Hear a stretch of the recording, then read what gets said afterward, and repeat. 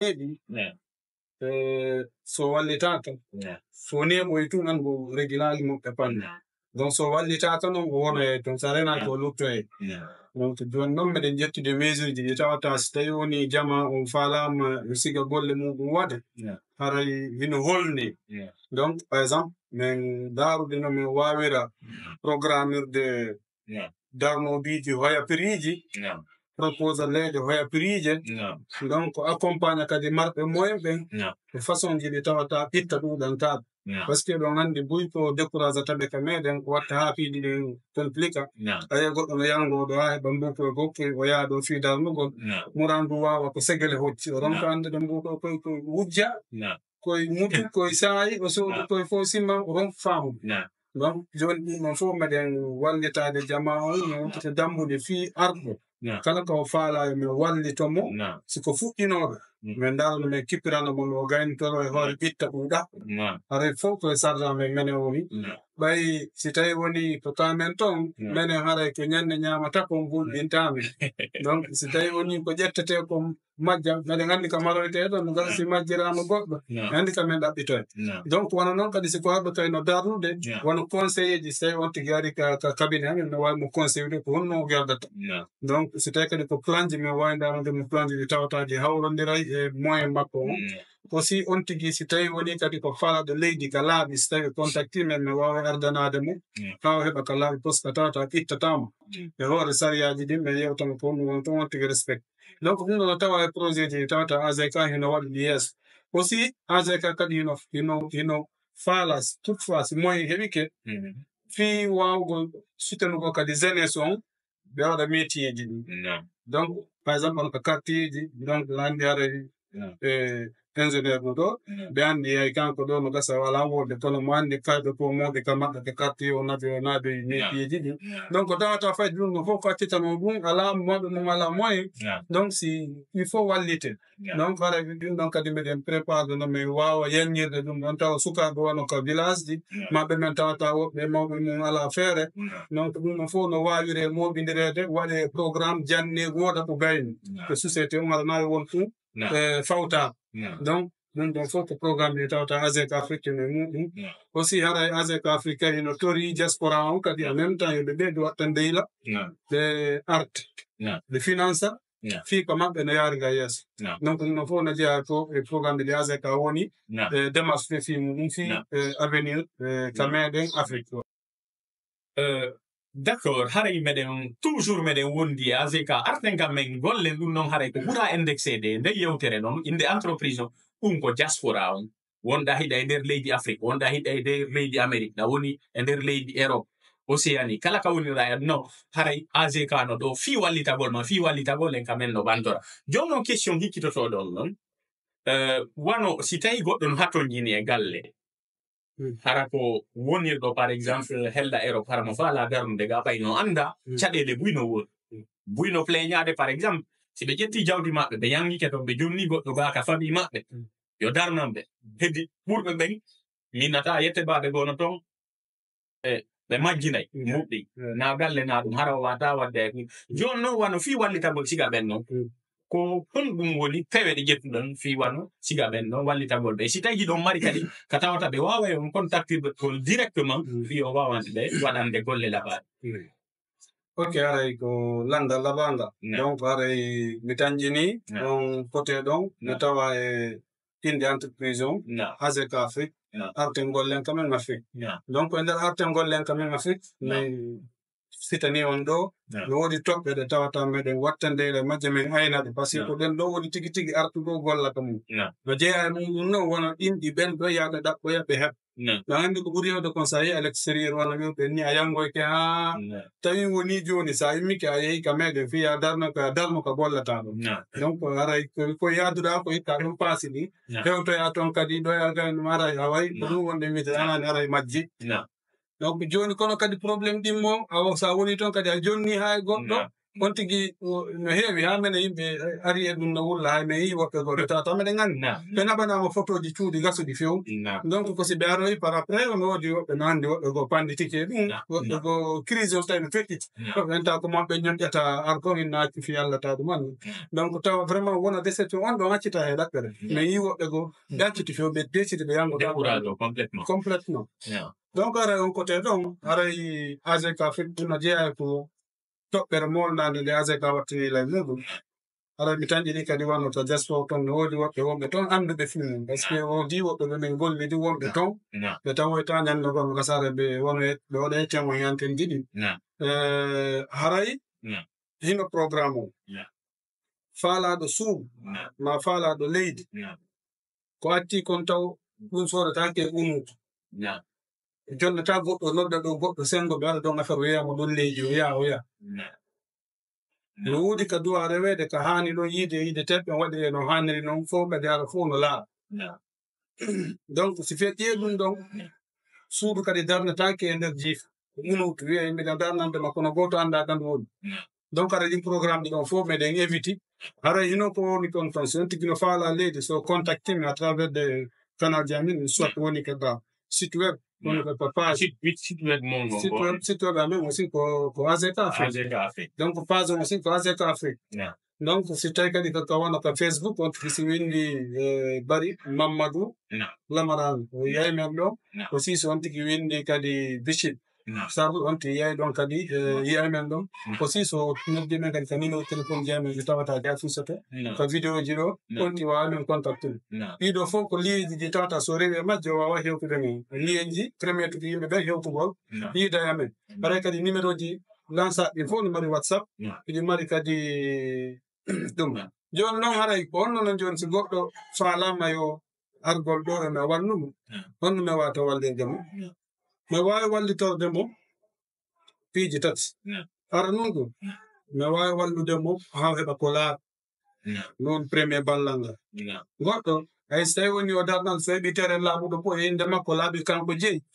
hara o conflit ala e terrain o haray o heeɓi on ñande o heɓoy goɗɗum o waɗa e ɗon kono so jonnama miran hon kafako so leeti goɗɗo waɗa e toon geɓal arena kanko jeeyi so renaki ɓe rembourse hen par ce que ɗon andi sa soodi terrain tawi woni an soduɗo terrain o a gollani goɗɗo go ari soditimo on gollani goɗɗo go ari soditimo on gollani golloyɗo o ɗoɓe gollani ɓe perdi ko ɓuri hewde ko no ari toon noon goɗɗi ɗin ara peut être yaroytano kono ko ɓuri hewde ko haray conti gollaɗi ko golluɓe ɓen donc daragol noon ha anda oɗo terrain haray ko wonɗo sodde on tigui tun hendi aray ko yewi on tigui jeeyi ɗum ɗon ko entreprise on hino kippana on tigui on sengo ɗum deuxiémement meɗen accompagné on tigui kono mi wiri noon mi wawi waɗangol mo défi ji ɗi tawata ɗiɗi hawrodiri e moyen makko on e proposition ɗi hawrodiri e moyen makko on e kadi darnoɓe cuuɗi ɓen ɓe mari probléme sengo woto hande darnowo suudu no wawi wonɓe ƴammude jiwo ƴammowo jiwo défi kala ko dari yeeso makko mo andi no feƴƴira o yettoma ko kanko ko falliral ngal o si ɓenni ko feetude ni ko innano min miɗo andi ko mocce si mocci o hayfay si ɓenni o kodi o irato inna donc darnowo suudu so ari mo faala wadde ɗo par exemple 400 musal ɗa andi moyen makko on prémede ɗo a inni mo jaati goɗo 200 musal o yettoma no min lamari bappa lamari kaw joni o calcule no yimɓe huɗuɓe kanko ala suudu o calcule ɓen no fof o naade programme kon ko hunnanta o fuɗɗo seeɗa daro o yangude mum joni ɗum no fof société o wawa orienté ɗo tigui yewtamo waɗanamo kadi déviji performant wawoji hawrodirde e moyen on tigui on ɗum ɗo woni ɗimmum ɗum tammum ɗum mais accompagné on te kadi ko exécution fiyo golle ɗen waɗe taw kono duwira noon hara kono woniri garanti har nayi on tigui finance u darna ha heɓa wawɓe mo faami ɗum on tigui hara o finance ay woni o darna ɗo taw tuma heɓa wawɓe o ara witta kadi andi wonde si ari golle ɗe si tawi ɗe satti ɓenno golle mon ɗe no satti onon no satti kono joni ɓe ala faamu ko satti nde wotere no ɓuuri ko hoylaɓe ɗiɗi ɗe andi kum mewlo ɗiɗi no ɓuuri korel no nana pula kum mewlo ɗiɗi no ɓuuri korel donc sa wi wonti waɗu korel tew golle maɗe moƴƴa a wino ɗum ɗon no satti o ƴetti ɗo kum mewlo wari golle ɗen bonni o addoy kum mewlo o wattiri woni sara tawi seeɗa mana on tigi wi ko prix mo wanna no satti o yaha suɓa ko hoyi o yango yo hawɗaɓe espére jogo anduɗo ara on ɗon hara joni facture mo seeɗa gayni to ɗum ɗo fof no woodi ko ɓuri ɗum raɓɓiɗugo mi tanjini ɓayni ha yima woni kono ɓay ko yimmo ɓe ƴetti gonga kam ɓenni ɗon sooda ñawda haɗi sooda ko ñawaali na yimugo wonde kono ko ɓangin ɗon tumi waɗa ɗo e no waɗa watta ni ɗaɓɓu kisa ko moƴƴi toon e bon fois ɓortodira e muɗum hara ɗiɗo ko laabi ɗi tawata haray maɗen wonde tawa jama o D'accord, merci. Je vais rebondir en langue française aussi avec le directeur technique. Il va essayer en tout cas, de répondre en tout cas aux questions que je viens de poser à monsieur le directeur général de l'entreprise en langue française pour permettre à tous qui sont intéressés par la construction de pouvoir contacter cette entreprise, en tout cas Charles, société à responsabilité limitée, pour les permettre vraiment de pouvoir, voilà, et construire leur maison de rêve. Dites-nous, directeur, en tout cas technique chargé de cette entreprise, revenons chez nous en Afrique pour la construire pour nous et en tout cas pour les futures générations. Quelles sont les perspectives, en tout cas les mesures idoines que vous avez prises par vous pour pouvoir en tout cas donner de la valeur en tout cas à cette entreprise par rapport en tout cas à ceux par exemple qui sont intéressés, parce qu'il y a d'autres par exemple ils peuvent être intéressés, ils se trouvent à l'étranger, ils veulent par exemple envoyer de l'argent vers vous pour que vous essayez de construire pour eux. Est-ce qu'aujourd'hui vous avez des moyens, des canons digitaux, ou en tout cas vous avez des représentants dans d'autres pays, par exemple comme l'Europe, l'Asie, l'Amérique, en tout cas qui sont en relation avec vous, qui peuvent vous envoyer des clients. Essayez de nous éclaircir sur cette partie. Maintenant, pour ceux qui veulent venir travailler avec nous, il y a toujours un contrat qui est dressé entre les partenaires. Donc, ceux dont nous invitons pour venir travailler avec nous, ils ne vont pas venir négocier avec nous seulement, sans une pièce justificative. Il y aura un contrat, à leur gré même, un contrat qui doit aller être notifié sur le notaire. Maintenant, s'il y a des papiers valablement exprimés pour la collaboration, je pense que s'il y a défaillance par après, il y aura quand même des pièces justificatives qui pourront ramener les uns et les autres. Celui qui a déraillé reviendra sur le chemin. Donc ça, c'est ça. Pour dire si, demander la question si nous avons des bailleurs, on n'a pas de bailleurs proprement dit. Les bailleurs, c'est tout le monde. Nous implorons, nous demandons en fait la contribution de tout le monde. Donc tout le monde doit venir. C'est-à-dire, je ne sais pas si vous avez bien statué le nom de l'entreprise là. C'est comme si c'est pour nous tous en fait. C'est tout le monde qui est invité. Ceux qui sont prêts pour travailler dans le pays, ils n'ont pas des agents de confiance. En fait, ils n'ont pas de partenaires de confiance. Nous les invitons à venir travailler avec nous. Nous, déjà, nous sommes installés. Nous avons la confiance. On est reconnus. Donc, nous les invitons de venir travailler avec nous. Donc, pour ce qui est de bailleurs, c'est tout le monde. Tous ceux qui financent, tous ceux qui nous appellent pour les projets sont de nos bailleurs. Donc, c'est comme ça. Les plateformes, c'est-à-dire les canaux auxquels on peut, par exemple, vous contacter directement. C'est le canal, je pense bien, comme l'a dit le père, il y a déjà le site, Azeka Afrique. Une fois vous tapez, toutes les informations vont sortir. D'accord. Et si vous tapez Mamadou Bari, comme il a vient de dire là, vous allez avoir des informations. Si vous tapez Béchip Sar, en fait, Béchip, c'est un bureau de contrôle qui appartient aussi bien avec Azeka. Mais là-bas, c'est un bureau de contrôle. C'est un bureau d'étude et de contrôle. Donc, si vous tapez Béchip Sar, vous allez nous voir encore. Donc, c'est un peu comme ça. Et à Conakry, nous sommes installés à Sofonia, à Kabele, et nous sommes installés à Kilia. C'est un peu comme ça. Si je comprends bien, votre entreprise, par exemple, sur toute l'étendue du territoire national, par exemple, si nous prenons la Guinée, si par exemple, moi, qui parle, je suis intéressé, quelqu'un d'autre est intéressé par la construction et que la personne vous contacte et qu'il vous dise, par exemple, j'ai besoin que vous me construisez une maison à Mamou, à Dabola, à Tel, par exemple, n'ayant pas déjà une portion de terre, il dit par exemple qu'il a besoin d'une maison là-bas, il vous contacte, c'est vous qui achetez la maison, vous fixez le tarif, comment ça se passe? D'accord. Dans ce cadre, si, par exemple, c'est à l'intérieur du pays, par exemple, prenons Mali et Mberen, par Mali et exemple. Mberen, d'accord. Hein, parce que là-bas, c'est très loin. La route aussi n'est pas tellement praticable. Je ne dis pas n'est pas praticable. D'accord. Je ne dis pas tellement. Donc, s'il a besoin d'un terrain là-bas, en fait, nous pouvons partir, se procurer de la réalité de cette localité. D'accord. Nous identifions en fait les parcelles qui sont disponibles là-bas. Vous savez, aujourd'hui, le monde est interconnecté. Partout là où tu es, si j'ai besoin d'informer quelqu'un qui est aux États-Unis, là où je suis là, je peux localiser la partie là. Je localise la partie, j'indique même la surface que j'occupe pour qu'il sache réellement où je suis implanté. Donc, arrivé là-bas, nous pouvons identifier les terrains qui sont disponibles. On l'envoie. Il regarde, il donne son avis. À travers son avis maintenant, on pourra entamer dans les négociations pour voir comment se procurer de cette parcelle. D'accord. Par exemple, quelqu'un qui veut démarrer une construction d'une maison et qui n'a pas le montant global, parce que nous savons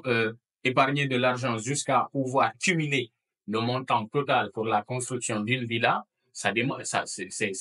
un sérieux problème. Est-ce par exemple votre entreprise peut faire la construction à crédit pour quelqu'un qui est intéressé et voilà, pour avoir un immobilier? Dans ce cadre, vous savez, je suis intéressé à une garantie. Quelle est la garantie? La garantie équivaut au coût du projet. C'est ça qu'on peut. Par exemple, vous avez un terrain, quelque part, un terrain qui vaut, exemple, disons,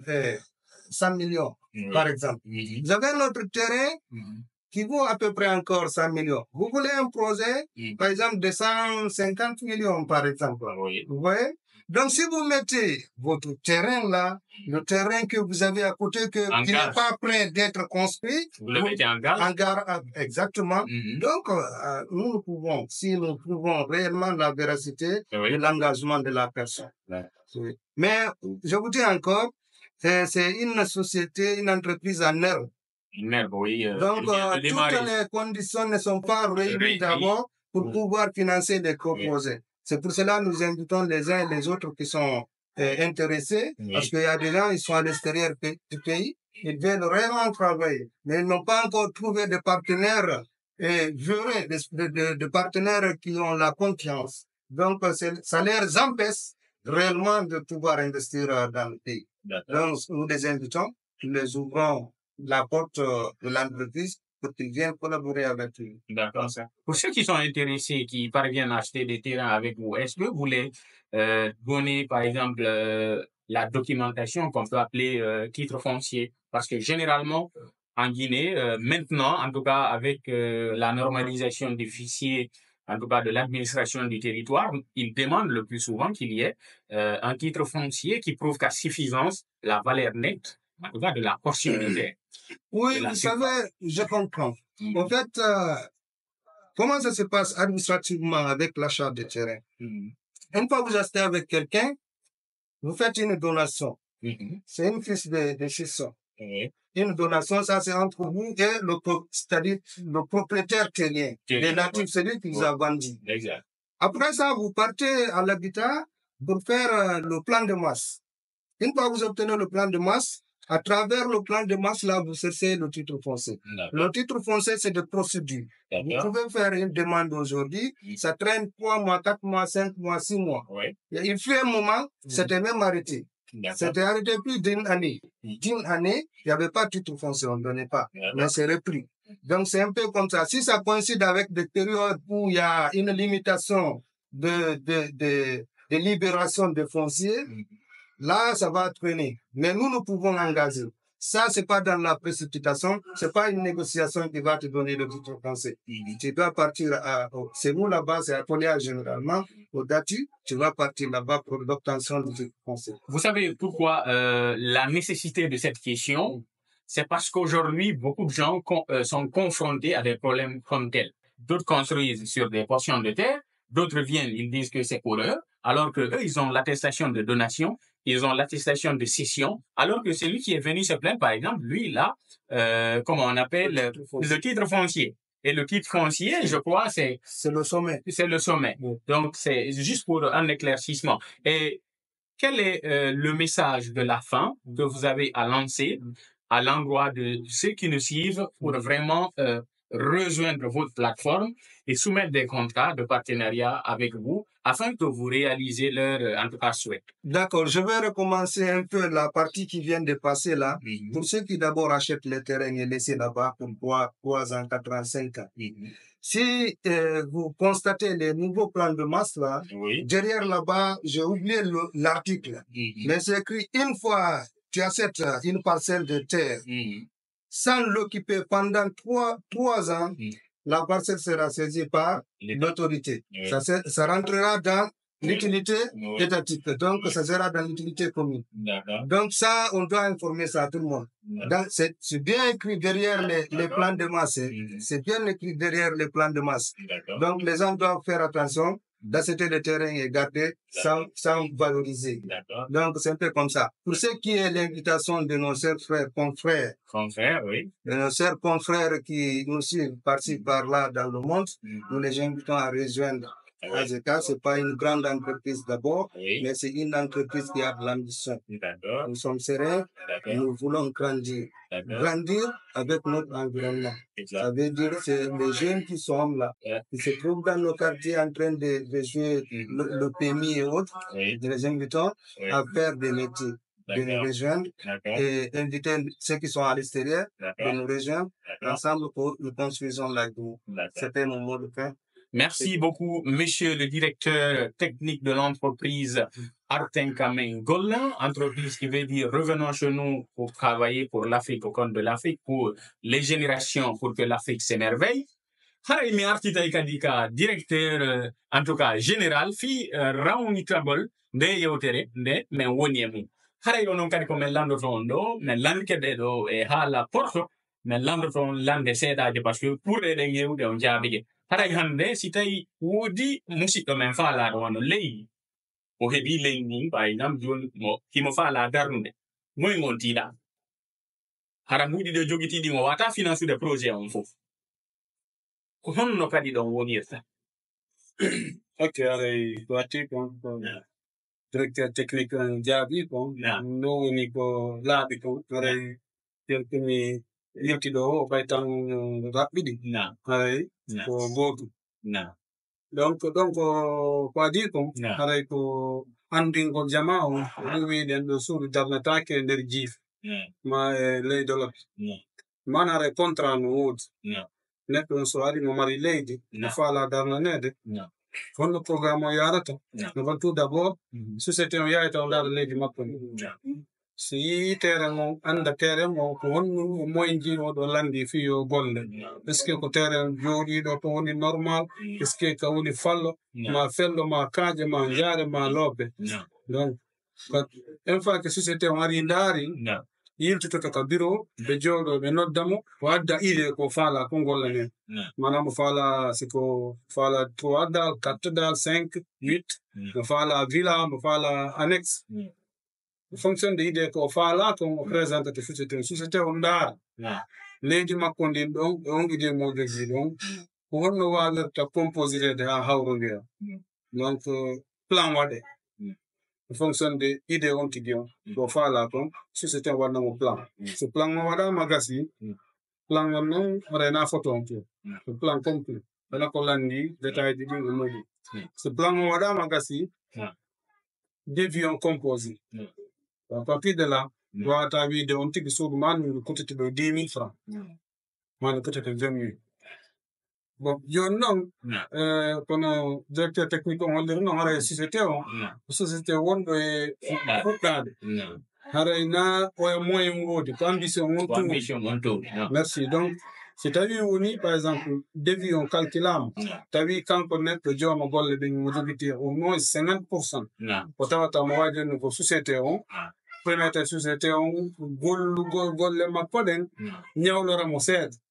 Yata peut-être mo gasa wonna si tayna satti no wa nyawde mo si garanti no wodi ha gayni to ma no wa nyawde mo ha etaji go tawa do il faut que o adda seeda landite ko wadi haray ko ka duuda wona ittede na haray na sondu gollo ya fo don haray ko jelu landoto don comme par exemple frais de démarrage parce que l'autre entreprise et n'a pas fuɗɗode adda supposons 50% ma 30% ma 20% haray oui donc andi ka côté contrat surtout ka côté prix ji pour prix on wawata déterminer gol ko hande montant avance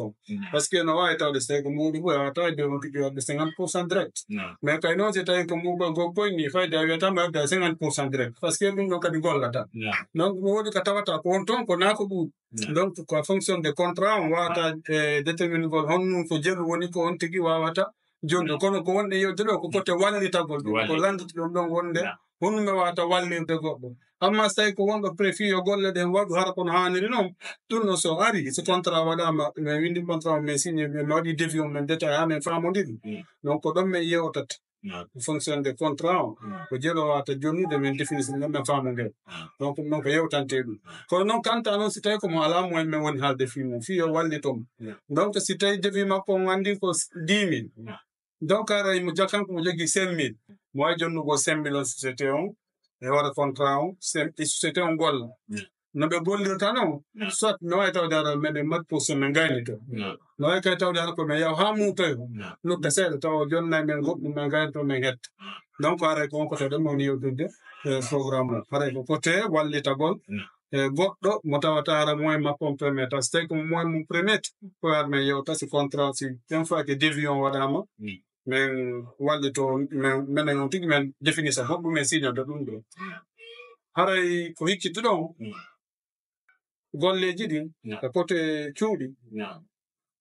meɗen arde waɗana goɗɗo plan meɗen ara tawa waɗɗo plan o jonna men exécution meɗen ara tawa waɗɗo plan o exécute lutti finition men waɗanamo finition o meɗen ara tawa waɗɗo finition fof min waɗanamo aménagement donc ha kala ka on tigi fewndi ara lekki makko no woɗi donc aray on côté ɗon ko ɗum ɗon mi wawata ɗumannaɓe joni haray en ala ƴettude kam mum par ce que en yewtiɗo ko woni kon essentiel haray honɗum marɗon ko torɗon dendanangal wonɗo e darde tawata hande hatojiniɗo ɗe golle ɗe tawata ko golle marɗe nema ɗe jogguɗo ok ɗo mbiɗa anndi haray on wattude hen yila conférence ɗum ɗo haray hokkalen ɗo tout juste ƴetta 2 minutes mi yewtide siɓɓe men ɓen ka leydi ka wonɗen ɗo kamɓe kadi ɓe annda toon no jokkude donc loolu weesoo daal ñoo ngi nuyu mbokk yëpp di leen ndokkel di leen ñaanal yàlla may ñëpp taw feex société bi ngeen gis suñu waxtaanee fii moom mi ngi tudd AZEC Afrique moom mooy lan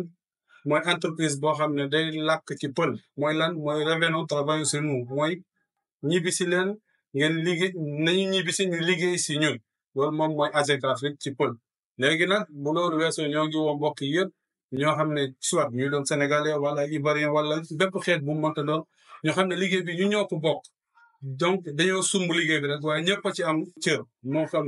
ñu ne Sénégal fi wala ñu nekk feneen léegi nag entreprise moom lu ko tax a jóg mooy lépp lu jëm ci tabax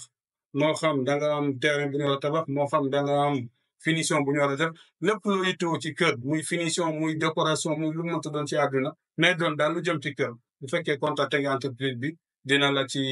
jàppale taxaw ci ànd ak yow entreprise bi nag mi ngi toog instant yi 16 moo ngi Guinée waaye nag ñoo ngi liggéey fii ci Sénégal ñoo ngi liggéey aussi Sierra Leone ñoo ngi am yéene liggéey ci yeneen dëkk yi nga xam ne ñoo ñu wër ba keroog ñuy daj Afrique lépp léegi nag suñu soxla ku ne mën nga jaar ci antenne yi wala ci numéro yi ñuy partagé ci programme bi waaw loolu daal xam naa dama leen ko yéene woon yéegal rek parce que xëy na du ñàkk ngeen gis vidéo yi te fii Sénégal jaar na buñ ci waxee dara léeg-léeg ñu leeral lu mu doon waaw bu loolu weesoo nag incha allah ma jël saa si mbokk mi naam haray vraiment mi weltanike on onon wonɓe ndarde Foli TV himeɗen wonduno e ɓe kodiraɓe men ɗo directeur général entreprise artenka men Afrique gollen e immoɓe maɓɓe kadi wonɓe chargé de tout ce qui est technique haray hande meɗen wonduno Foli TV ɗo haray noon hiɗen toroniri dendanangal wonɗo men ndarde vraiment haray en anditu ko kamen Afrique ɗo aɗen gollude ta goto yeggitu artugol kamum Afrique golla ɓeɗo noon ko ɗo ɓe woni hiɓe Sénégal hiɓe la Guinée hiɓe Sarla haray ɓe faala wonde une entreprise panafricaine marɗo implantation partout haray noon hiɗen torodir ɓen accay numéro ji ka tawata on waaway ɓe contactude kala haton jiniiɗo darnugol suudu no waawi ɓe contactude yewtida e maɓɓe ɓe wallitotomo iwde ka début haa ka fin si tawi oti fuɗɗike ɓe rawnitantomo si tawi oti fuɗɗaaka ɓe moƴƴinanaymo haa laɓe donc haray ko présente no ɗo ko Alpha Oumar Bulliwel haray en e sahiji arayɗi inchallah